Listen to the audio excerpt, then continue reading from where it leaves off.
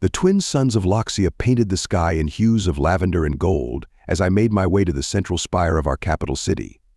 It was supposed to be an ordinary day, reports to file, meetings to attend, the usual bureaucratic monotony that kept our world turning. I absent-mindedly adjusted my chromatophores to match the muted blues and grays of the other commuters, my forearms busy with data pads and a steaming cup of fermented claw root. As I neared the spire, a low rumble made me pause. At first, I thought it was just another terraforming tremor, but this felt different. The crowd around me stopped too, all 6 eyes on each face turning skyward. That's when I saw them ships, not the sleek, organic curves of our own vessels, but angular monstrosities of metal and light descending from the clouds in impossible numbers. By the first egg, someone whispered beside me, "It can't be." But it was. The ships kept coming, an endless armada that stretched beyond the horizon. Panic rippled through the crowd as the reality of our situation sank in. We were being invaded, and we had no idea by whom. My communication implant buzzed with an incoming government alert. Remain calm. Security forces are assessing the situation. Stay in your homes or designated safe zones. Fat chance of that. The streets were already filling with panicked Xyloxians, their skin flashing warning colors of bright reds and yellows. I tried to make my way back to my dwelling, but the crush of bodies made it nearly impossible. "It's the humans," I heard someone shout. The myths were true. Humans? I'd heard the stories, of course. Every child on Loxia grew up with tales of the bipedal terrors from beyond the stars. But they were just that, stories, weren't they? A deafening roar filled the air as our planetary defense systems finally sprang to life. Energy beams lanced up from hidden emplacements, streaking towards the invading fleet. My heart sank as I watched them impact harmlessly against shimmering force fields. "This can't be happening," I muttered, my voice lost in the cacophony of panic around me. But it was happening. In the space of a few short minutes, our world had changed forever. The humans, if that's truly what they were, had arrived. And judging by the size of their fleet and the ineffectiveness of our defenses, they weren't here to make friends. As the first explosions blossomed on the outskirts of the city, I realized with a sickening clarity that everything I knew, everything we had built, was about to come crashing down around us. The humans were real, and they had come to conquer our planet. The ground shook beneath my feet as another explosion rocked the city. I had managed to find shelter in a public bunker, crammed alongside dozens of other terrified Xyloxians. Our skin rippled with patterns of fear and confusion, a chaotic light show in the dimly lit space. Suddenly, every screen and holographic display in the bunker flickered to life. A collective gasp rose from the crowd as we saw the devastation unfolding across our world. The human fleet had launched a coordinated strike, targeting every military installation on the planet with terrifying precision. How did they know? Someone wailed. How could they possibly know where everything was? I watched in horror as familiar landmarks were reduced to rubble. The Skyspear Academy where I had trained, the orbital defense platforms we had thought impregnable, even the hidden mountain fortresses, all of them destroyed in a matter of minutes. Then, as quickly as it had begun, the bombardment stopped. An eerie silence fell over the bunker, broken only by soft sobs and the occasional crackle of emergency broadcasts. But those too fell silent as every communication channel was suddenly hijacked. A face appeared on the screens, undeniably alien, yet disturbingly familiar. 2 eyes, a prominent nose, a mouth full of flat teeth. Human. "People of Loxia," the creature spoke, its words perfectly translated. "Your military capabilities have been neutralized. Your government's ability to wage war has been eliminated. We demand your immediate and unconditional surrender." Murmurs of disbelief rippled through the bunker. Surrender? But we hadn't even been at war. Had we? The human continued, its voice calm but steely. "You have 1 planetary rotation to comply. Any further resistance will be met with overwhelming force." The transmission cut off, leaving us in stunned silence. Hours passed in a blur of fear and speculation. News trickled in from across the planet. Our entire military had indeed been wiped out in a single, devastating strike. Our government, caught completely off guard, was in chaos. As the deadline approached, a new transmission began. It was our World Council, looking shell-shocked and defeated. People of Loxia, our leader, began, her voice trembling.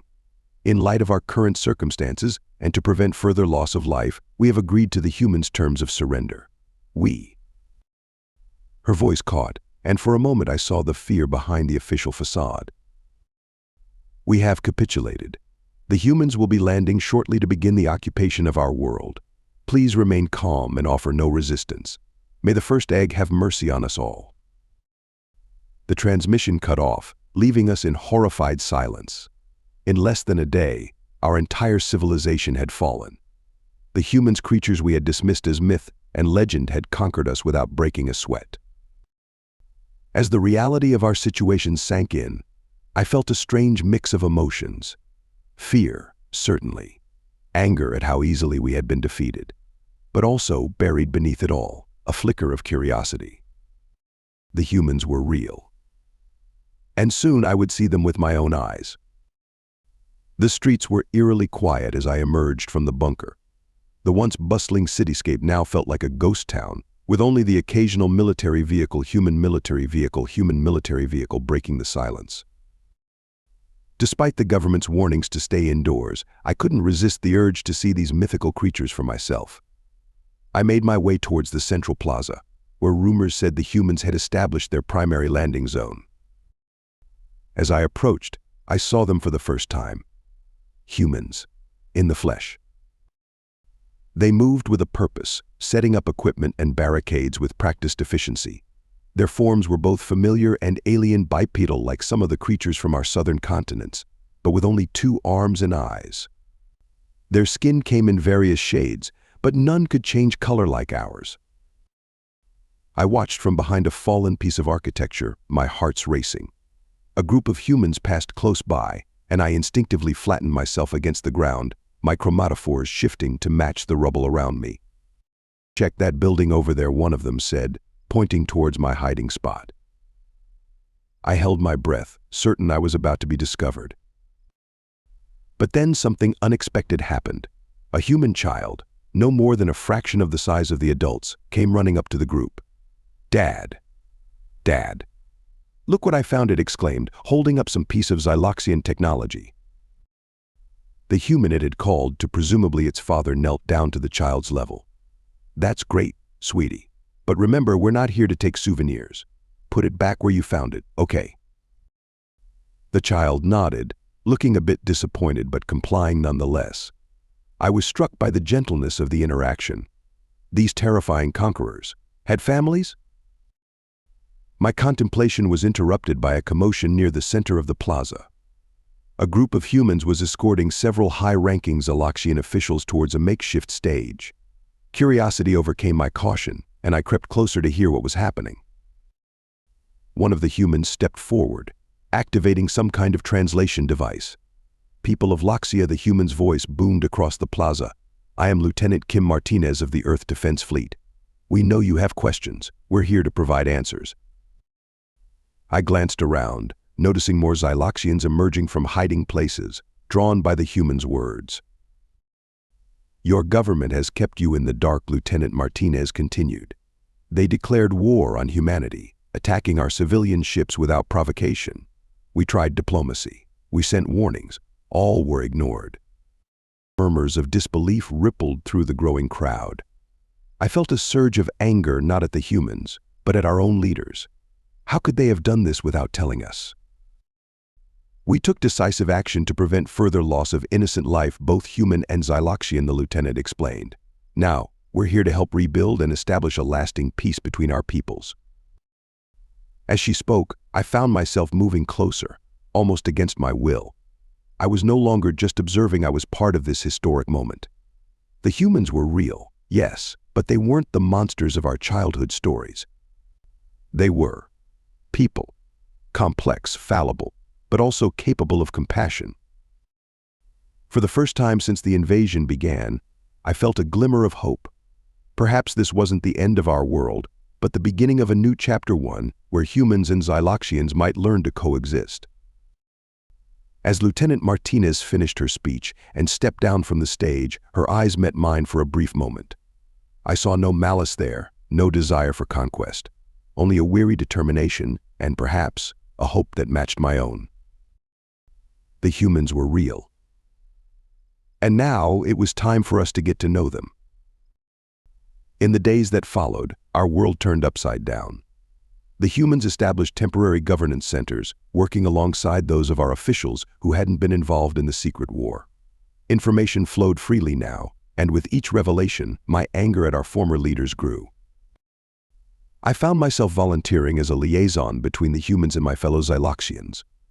My curiosity about these strange beings had overcome my initial fear, and I was determined to understand them better. It was during one of these liaison sessions that I met Captain David Chuck, the human officer overseeing the reconstruction efforts in our sector. "Mitty," he said, pronouncing my name carefully, "we've uncovered more details about the initial attacks on our ships. Would you be willing to review the information and help us present it to your people?" I agreed, steeling myself for what I might learn. As we went through the records, my heart sank. The attacks had been unprovoked, targeting unarmed research vessels on the fringes of our territory. Worse, there was evidence that some in our government had known about the existence of humans for years, keeping it secret while they prepared for war. Why, I asked, my voice barely a whisper. Why would they do this? Captain Chuck's expression was sympathetic. Fear, most likely. Fear of the unknown, fear of losing power. We've seen it in our own history. As we worked to disseminate this information, I watched my fellow Xyloxians go through the same stages of disbelief, anger, and eventually acceptance that I had. It wasn't easy. There were protests, outbursts of violence against the remnants of the old regime. But through it all, the humans remained patient, firm but not cruel. Weeks turned into months. Slowly, life began to return to a new kind of normal. The humans, true to their word, focused on rebuilding rather than subjugating. They brought technology that helped clean our polluted seas, medical advancements that cured diseases we had thought terminal. They even helped us improve our planetary defenses, in case the next visitors aren't as friendly as us, as one human engineer joked. One evening, as I stood watching the twin suns set from the roof of the newly rebuilt central spire, Captain Chuck joined me. "Beautiful," he murmured, gazing at the sky. I nodded, then turned to him. When I was a child, we had stories about humans. Terrible stories. I never imagined that we'd be standing here together, he smiled. We had stories about aliens too, you know. Some good, some bad. I guess the truth is always more complicated. "What happens now?" I asked. "Will you leave once the rebuilding is done?" Captain Chuck shook his head. "No, not entirely. We're hoping to establish an embassy, open trade relations. There's so much we can learn from each other." As if to emphasize her point, a mixed group of human and Xyloxian children ran past us, laughing and playing some game that seemed to combine elements from both our cultures. "It won't always be easy," Chuck continued. "There will be misunderstandings, disagreements, but I believe we can work through them." I found myself agreeing. The future was uncertain, but for the first time since the humans arrived, I felt genuinely optimistic. We had thought the humans weren't real, then they conquered our planet. But in doing so, they had also conquered our fear, our ignorance, and opened up a galaxy of possibilities.